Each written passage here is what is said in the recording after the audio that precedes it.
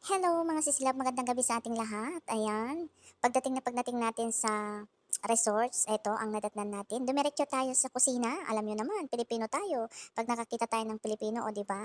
Siyempre, friendly tayo. Ayan, kaya pagdating natin dito, inoferan nila ko agad ng karakti at saka gemat. O 'di ba? Ang sarap sa pakiramdam yung ganito, ang babait nila kasi mga ibang ganito ay hindi kanila ino-offeran. Ang bait din ng tagaluto ng gemat dahil sinabi niya sa akin, kukuha ka ng plate mo at bibigyan kita ng gemat. Kaya hindi tayo nagutom kagabi, ang dami nating kinain na gemat kasi isa ito sa paborito ko mga sisitab. Sa totoo lang, pag tuwing ako'y pumupunta ng kasalan at kasama ako ni madam, ito yung tinatarget ko talaga. Ang sarap, crispy siya. Ayan, at pumunta naman tayo sa likod. So, ayan po ang ganap sa likod kasi maluwang po ang resorts na rinentahan nila siguro na kasalan. Pero yung mga sayawan at ano, maingay, kaya nag-voice over na lang tayo sa malawak na kwarto sa gilid. Kaya maingay po dito, kaya voice over na lang ako. Ayan, kita nyo naman po sa dami ng mga sweet, iba't ibang klase ng sweet. Sweet po ito mga masisilab. Ganito po pag may kasalan dito. Madaming iba't ibang klase ng matatamis. Ayan po yung mga klase ng sweet nila, mga Arabic sweet. Ayan.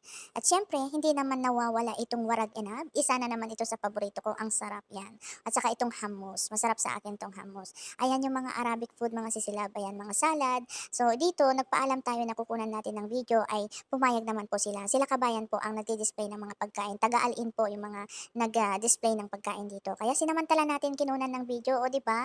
So nakakuha tayo ng clips kagabi, hindi tayo na boring kasi binigay pa sa atin yung password ng wifi. O di ang saya, kaya instead na matulog sana ako kagabi sa loob ng sasakyan, hindi, naglakad-lakad ako dahil nakakonect tayo ng wifi. Ang ganda lang, ang saya lang sa pakiramdam dahil bihira lang yung mga ano ba 'to, nagse-service ng ganito na may puso sila. Yung mga iba wala silang pakialam, kahit nakikita ka nila diyan na nakaupo, hindi ka nila ino-offeran ng tubig o kahit anuman. Pero dito very thankful po ako talaga kasi binigyan pa nila ako ng pagkain, oh, 'di ba? So 'yan lang po mga sisilab, hanggang dito lang, nachika ko lang yung ganap ko kagabi. 'Yan lang po, bye-bye and God bless everyone. Ayan, so nakatikim tayo ng fish fillet at saka shrimps, oh, 'di ba?